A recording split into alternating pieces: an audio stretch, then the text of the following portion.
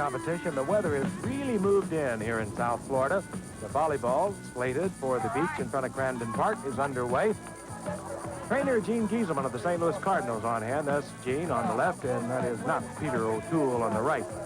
Earlier, both teams got together before the competition and talked a little bit about strategy. Everybody gets toward this way. No, don't serve like this. Just play a rusher serve. Keep on the front. Make sure you stay where you are in the back line. Not so many people talking. That's what you front line. On the front line now, the nets are low, so there's going to be a lot of spiking. If you can block it, do it, but don't take a chance. The guys that are backing up, if you can back up those guys on the front line, we're going to have to go into the fight. Because if they miss it, we're going to have to back them. The best laid plans of mice and men often go astray, and they went astray for the Redskins. We pick up the action. It's 11-7, the Cardinals leading, and George Hendrick has been a very effective server. You know, I'm not taking anything away from the football players, but every position in baseball, they all work on hand-eye coordination, whether it's batting, whether it's fielding, throwing the ball. So I think the advantage has definitely got to go to the baseball. And Hendrick picks up another point. That makes it 12-7. Earlier, when the Cards were down 5-3, George Hendrick was serving. He picked up 6 straight points, brought the score to 9-5. Now he has a 12-7 lead, and he's still serving. George is 6'5". He plays the outfield. He's used to judging balls in the wind, and his serving has been right on key today. As it ever, it is now 13-7, 2 points away from victory. Oh, and the Redskins this time just let it come into the net. It's 14-7. We have a match point. There's little Patrick Theismann looking on. If he understood the game, he would not be at all too happy with the way things are going with Daddy. Match point, Cardinals. Laughing, chuckling it up, well in command.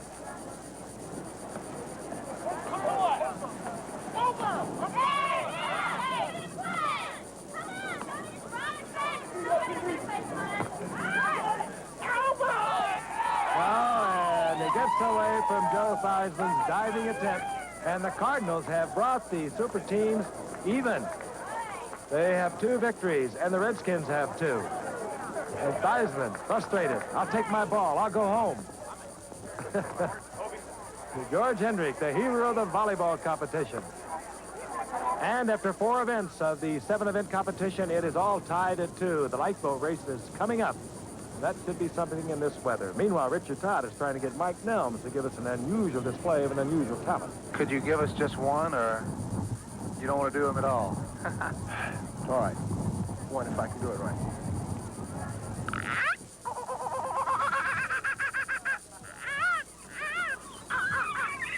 Do you have one more you could give us? Just one more?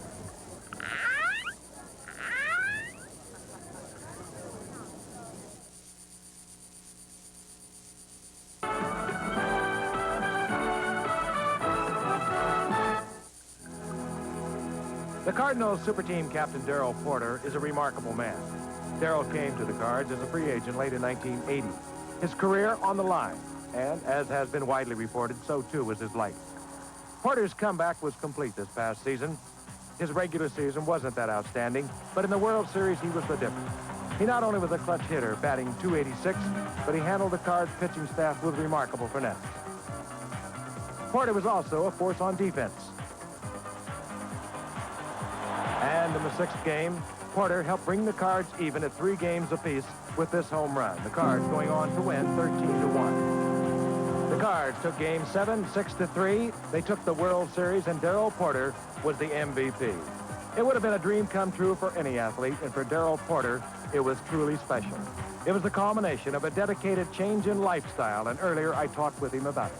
Well, Darrell's been widely talked about, much publicized, but all the major problems seems behind Darrell Porter at this point in life. They're not behind Frank, but there's something that I can cope with now. It's been a tough couple of years, but pretty much I've got pretty much control over it now.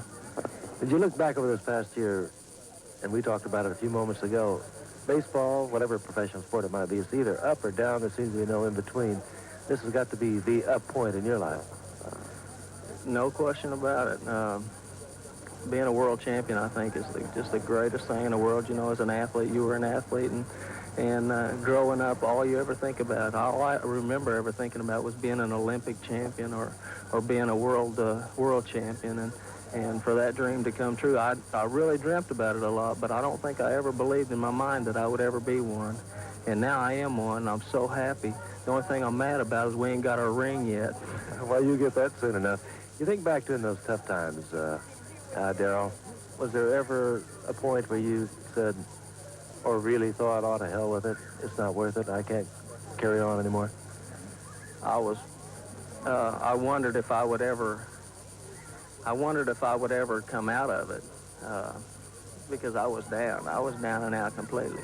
I was miserable, and I wondered plenty of times, would I always be like this, or would I be able to finally come to grips with my problem and do something about it? And the whole thing was I really didn't understand what my problem was at the time, but after Don Newcomb spoke to us in spring training that one year and told us what drugs and alcohol did to a person, I think I finally said at that point, well, maybe the drugs are what's really happening. I thought it was the ups and downs of baseball, my professional life, that had driven me crazy. I really thought that. I really didn't give the drugs and alcohol that much credit.